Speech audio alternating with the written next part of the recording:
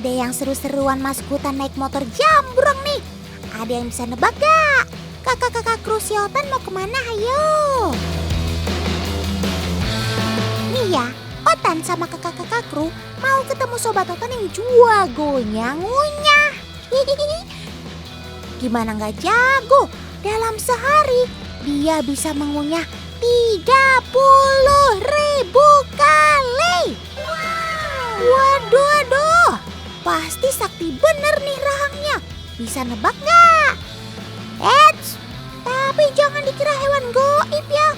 Mentang-mentang Karaka masuk hutan belantara begini. Nah, itu dia.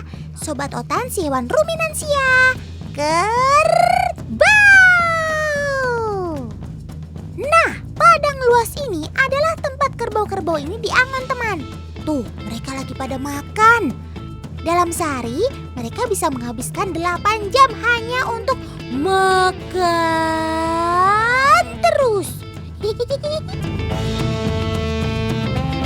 Kerbau-kerbau ini adalah kerbau umbaran, jadi sengaja dipelihara tanpa kandang, teman. Jadi Paman Gembala hanya akan datang di pagi hari, lalu ditinggal pulang sore harinya. Emang gak takut hilang ya, Paman? Kerbau seekor aja kan harganya mahal.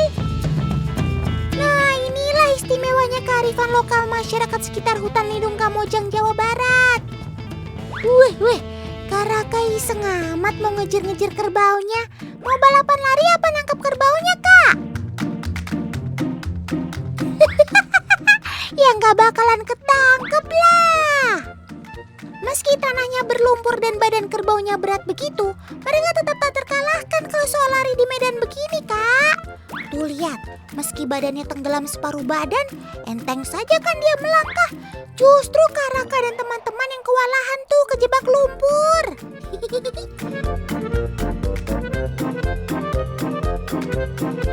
Ngomong-ngomong, Sobat Otan si Kerbau ini sangat lekat dengan berbagai kebudayaan di seluruh Indonesia loh. Ada yang mengenal kerbau dengan nama kebo, tedong, kabau, karembau, dan lain sebagainya. Si kerbau juga disakralkan dalam berbagai tradisi kebudayaan.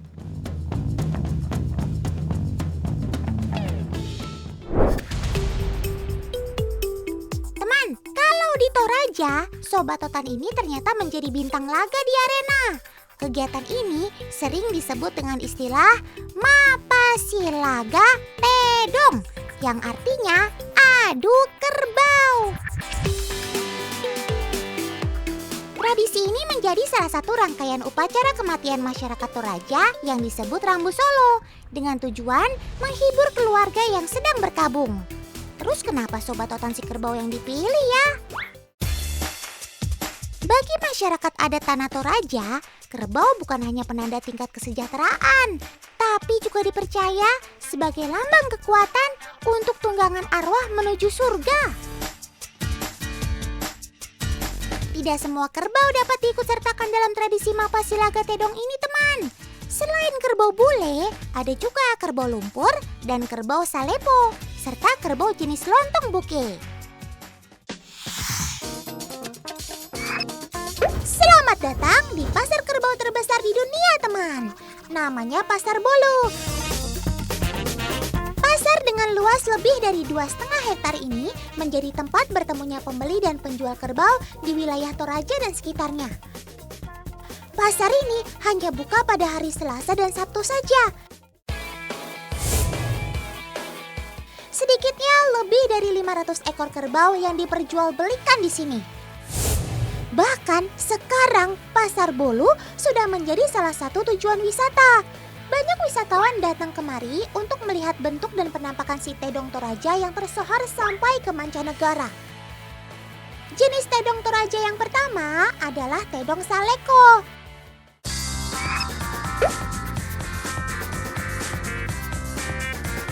Ini adalah jenis Tedong paling mahal dari semua jenis kerbau Toraja yang ada. Harganya mencapai ratusan juta rupiah per ekornya. Lalu bagaimana cara membedakannya dengan jenis kerbau yang lain? Ciri-cirinya dapat terlihat dari warna kulitnya. Warna kulit tedong saleko adalah perpaduan antara warna dasar putih dengan belang hitam. Ciri lain adalah tanduknya yang berwarna kuning gading. Satu lagi yang juga menjadi penanda adalah bola mata yang berwarna putih. Namun, untuk menentukan harga, pembeli tidak hanya cukup dari tanda-tanda di atas. Kualitas tedong saleko juga ditentukan dari keberadaan pusar.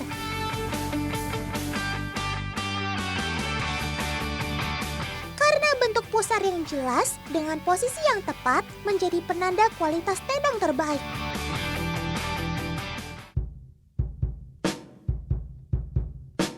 Ngomong-ngomong soal warna yang unik, ada yang gak mau kalah nih sama tedong bule Toraja. Sekarang kita kenalan sama si kebo bule dari Solo yuk teman.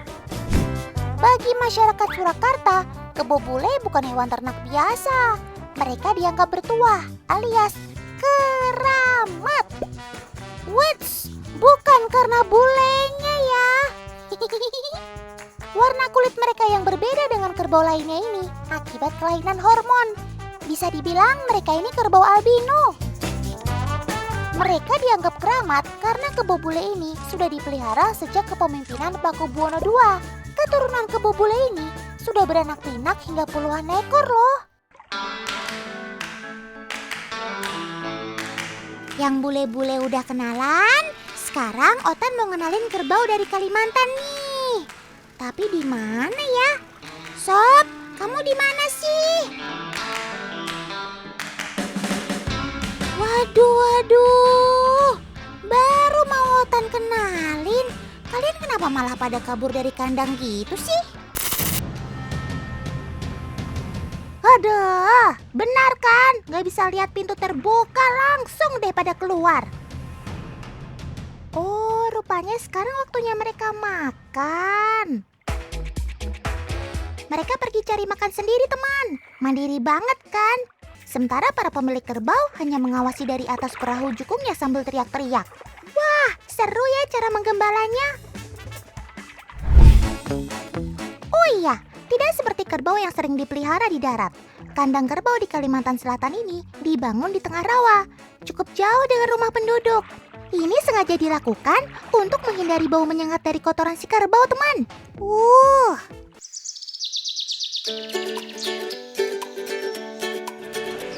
Teman, Otan baru tahu nih kalau ternyata kulit kerbau adalah bahan utama pembuatan wayang kulit.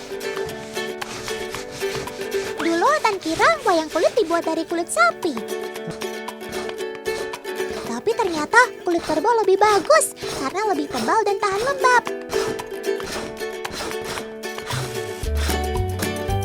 Setelah disamak atau dikerok bulunya, kulit kerbau ini kemudian dijemur.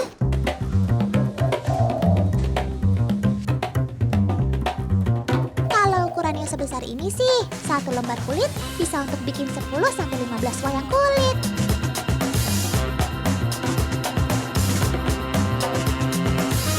Kulit yang sudah dijemur tadi lalu dipotong kecil-kecil oleh perajin wayang. Kemudian baru digambar sketsa sang tokoh pewayangan. Lembaran yang sudah disketsa lantas ditatah atau dilubangi.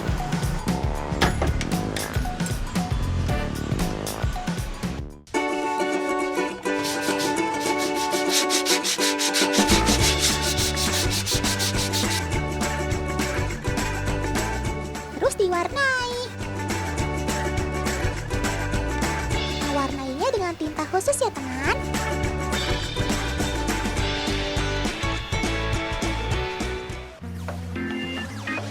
Terakhir, pasang gapit atau gagang wayang. Gapit ini juga terbuat dari kerbau, yakni bagian tanduknya.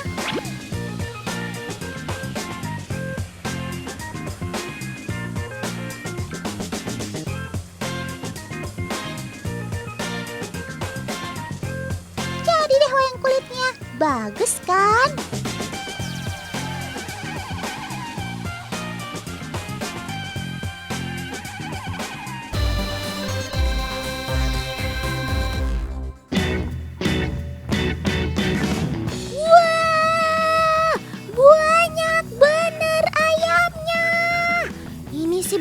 jadi ratusan, pasti ribuan deh jumlahnya.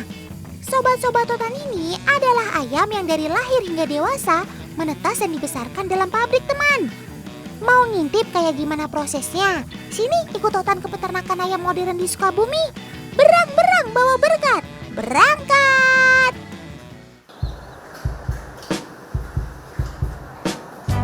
Proses produksi penetasan dimulai dari datangnya telur-telur ayam dari peternakan. Telur-telur datang menggunakan mobil ber-AC dengan temperatur 19-22 derajat Celcius.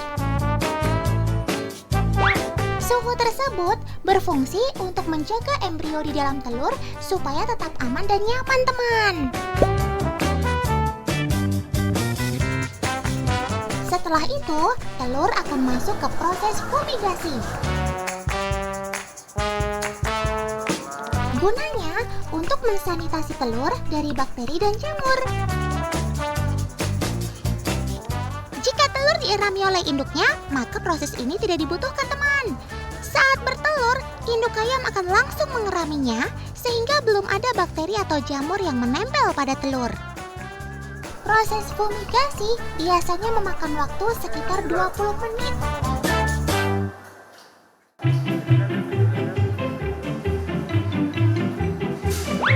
Setelah itu, proses selanjutnya adalah grading, teman. Telur-telur ini akan diseleksi berdasarkan kualitas dan bobotnya. Kualitas telur dicek secara manual oleh tenaga manusia. Begini nih, teman, caranya.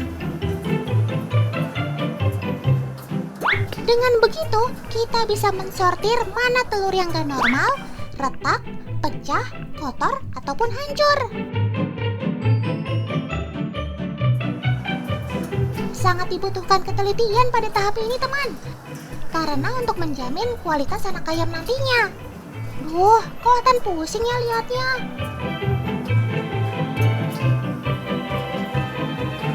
Telur-telur yang lolos uji kualitas selanjutnya ditimbang secara otomatis. Dengan menggunakan mesin egg grader, telur akan terpisah berdasarkan beratnya. Setelah terkumpul, sekarang tinggal menyusunnya ke dalam rak. Proses penyusunan ini juga sudah menggunakan sistem robot, teman. Cakep!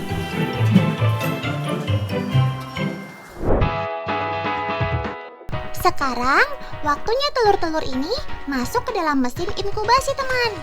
Ini disebut mesin setter, teman. Di sini, telur akan otomatis dimiringkan ke kanan dan ke kiri dalam periode waktu tertentu. Suhu ruangan ini harus terjaga di angka 37 derajat Celcius. Telur akan masuk masa inkubasi selama 18 hari. Dalam proses alamiah, inkubasi adalah proses pengeraman induk terhadap telur-telurnya, teman. Dengan instingnya, induk akan membalik telur-telurnya secara periodik. Duh, Otan gak sabar mau lihat wajah kalian yang lucu-lucu nih, sob.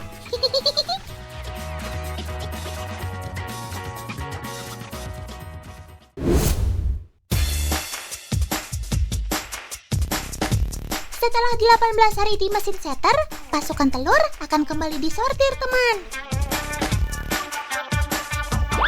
Telur akan diseleksi, mana yang dibuahi atau fertil dan mana yang tidak dibuahi atau infertil.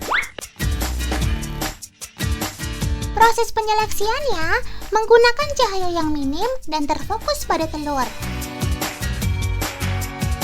Pada proses ini, semua menggunakan tenaga manual, teman. Sama halnya dengan telur yang dirami oleh induknya, teman. Ada yang berhasil dan ada yang gagal. Biasanya, induk ayam akan membuang telurnya jika tercium bau yang tidak sedap. Telur yang berhasil dibuahi akan langsung masuk ke mesin penetasan. Calon sobat Otan ini akan mendiami mesin penetasan atau hatcher selama 3 hari.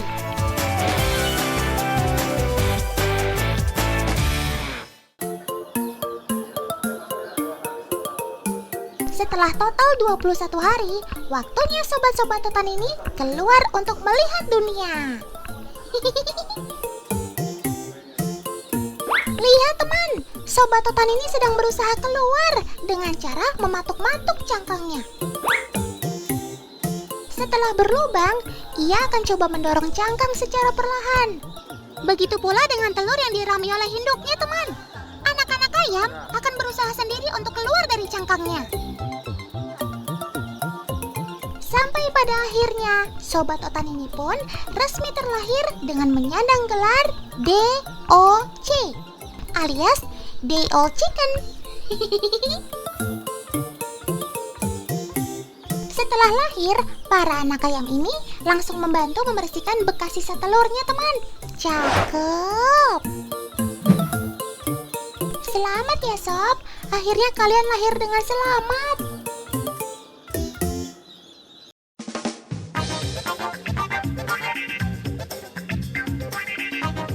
Sekarang masuk sesi seleksi teman. Ayam yang berkualitas memiliki kriteria badan yang besar, tidak ada cacat ataupun kotor. Selanjutnya, anak ayam dimasukkan ke dalam box untuk divaksin.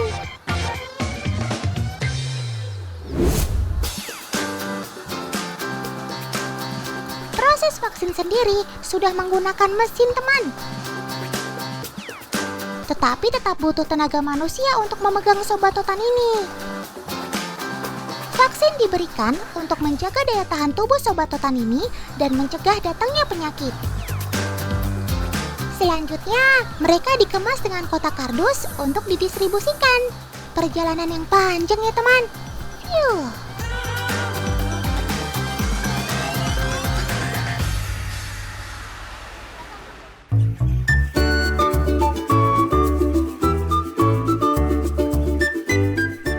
Kita lihat proses penetasan telur. Sekarang kita tengok yuk proses pembesaran ayam ya. Disinilah mereka akan dibesarkan. Mereka dikelompokkan berdasarkan umur.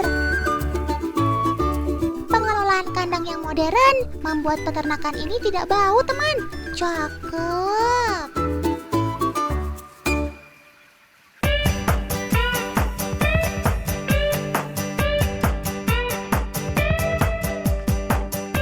Pemberian pakan pun terjadwal dan tidak sembarangan. Proses pemberian makan pun sudah menggunakan mesin. Cukup masukkan pakan ke dalam mesin besar ini. Lalu mesin akan mendistribusikannya ke wadah tempat makan ayam. Kebayangkan kalau kasih makan satu-satu? Repot, bos.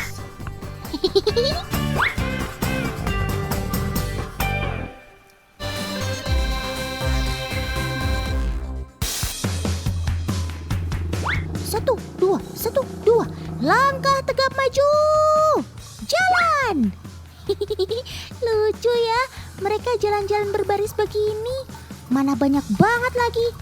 1, 2, 3, 4, 10, 15, 30.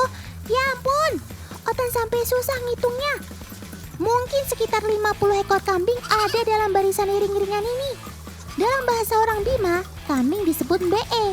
Rupanya mereka sedang diangan sama pemiliknya.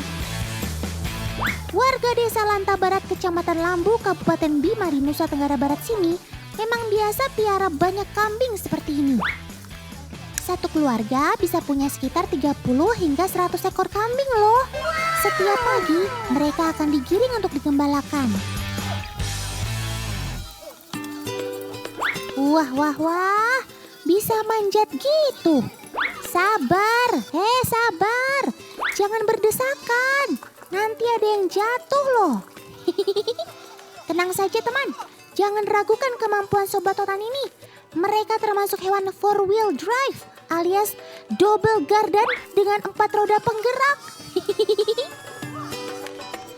Kalau tanjakan segini sih nggak ada apa-apanya. Kambing memang punya keseimbangan yang baik. Mereka memang pemanjat ulung. Bahkan beberapa jenis kambing pandai naik ke pohon untuk menggapai dedaunan di tempat yang tinggi.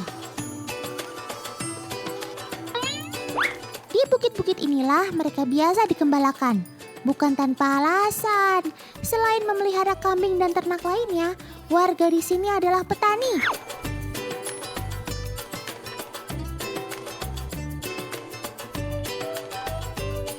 Bapak kambing, ibu kambing, anak kambing, tante, om, kakek, dan nenek kambing semuanya ikut. Komplit, plet.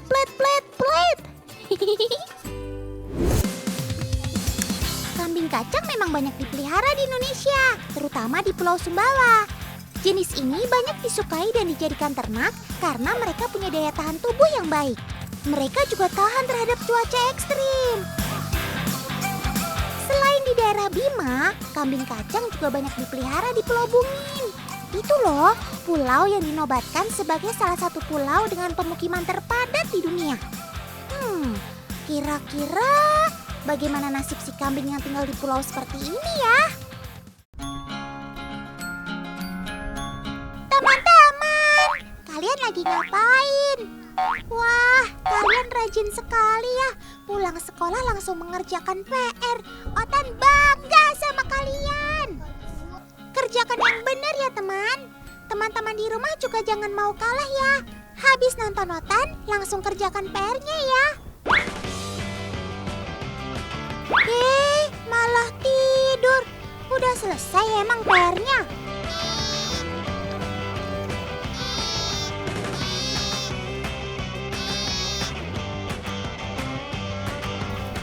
Ada si Embek. Ngapain, Mbek? Nyari makan, Intan.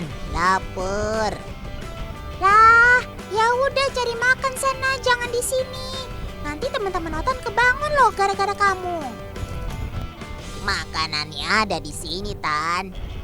Makanan apa? Kan gak ada rumput atau daun di sini. Sana-sana cari di tempat lain. Loh, hei, kok malah makan kertas sih?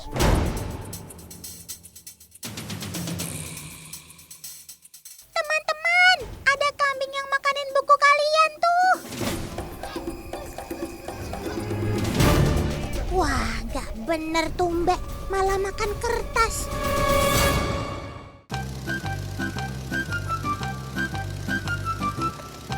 Teman, Otan sekarang sedang berada di Pulau Bungin, Sumbawa. Di sini, Otan punya sobat si Embek yang punya kebiasaan unik, yaitu bisa memakan makanan selain rumput. Awal mulanya dikarenakan faktor alam teman, karena Pulau Bungin ini termasuk pulau terpadat, sehingga tidak ada lahan untuk rerumputan. Gak percaya? Mari kita lihat. Om editor, tolong kasih lihat dong Pulau Bungin ini seperti apa. Padat kan teman? Rumah semua yang terlihat. Sama laut, Beng.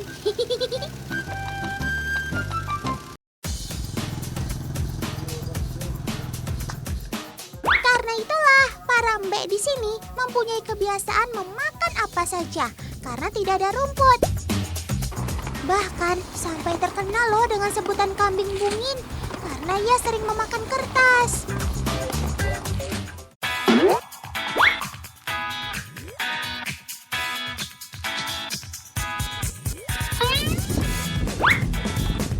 Kambing-kambing di sini nggak punya kandang. Mereka dibiarkan warawiri di perkampungan.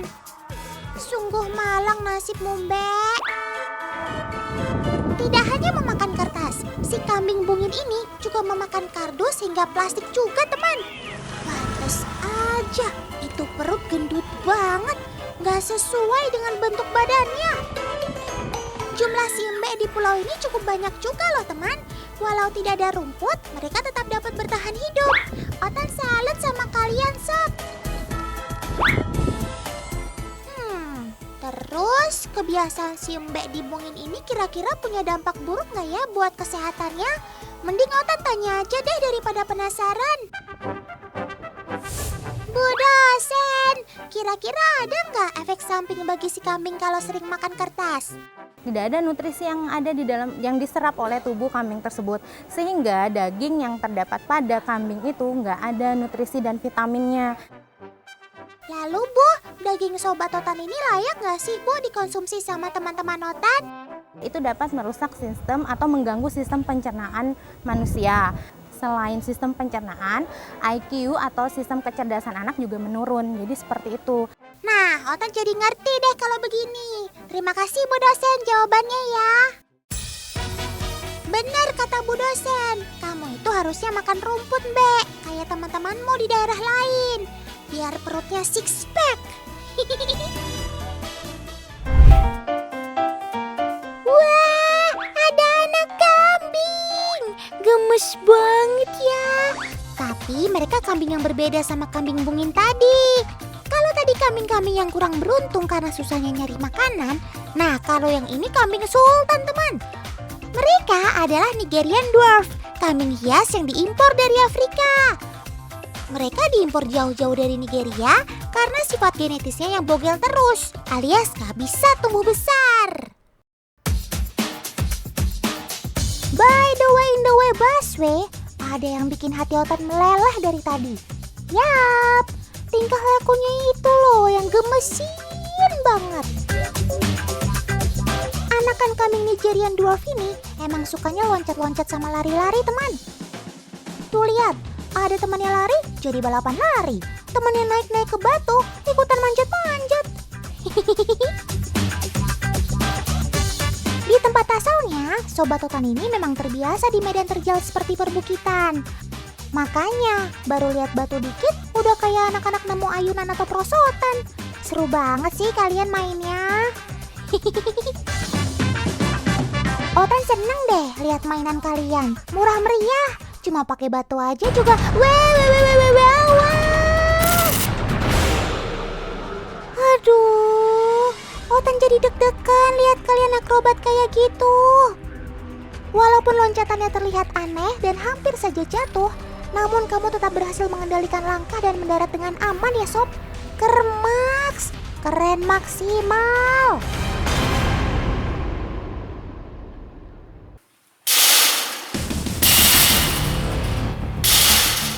Wah, kamu ngapain sob nabrak-nabrakin kepala kayak gitu? Bikin teman-teman lain ketakutan. Kecil-kecil gini, galak juga kamu ya.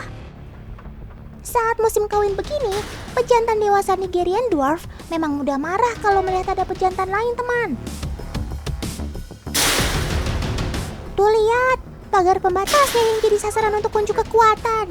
Aduh, udah deh sob, jangan keras kepala gitu.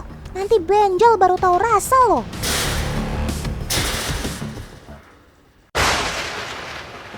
Wadaw, ada pot perdes yang bolong.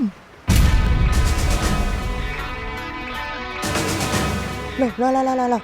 Itu kan si Thor. Mau ngapain dia muncul di sini? Wah, kebetulan. Mumpung ada superhero kuat, Otan bisa minta tolong nih. Om Thor, tolongin Otan dong. Itu kambing jantannya yang lagi ngamuk-ngamuk, tolong dijinakan. Kira-kira si kambing bisa ditaklukkan gak ya? Nampaknya adu tenaga keduanya sudah kekuatan penuh. Dan Loh. Weh, si kambing kok jadinya malah berdiri dengan dua kaki? Wah, ternyata Om Thor tahu cara menghabiskan stamina si kambing yang berlebihan dengan olahraga adu kekuatan seperti ini. Teman di rumah tenang saja, si kambingnya memang berdiri seperti itu untuk menunjukkan kekuatan pada lawannya. Betul-betul bisa berdiri tegak dengan dua kaki belakang. Kermaks, keren maksimal. Tapi kakimu benar-benar kuat ya sob. Om Thornya sampai kewalahan.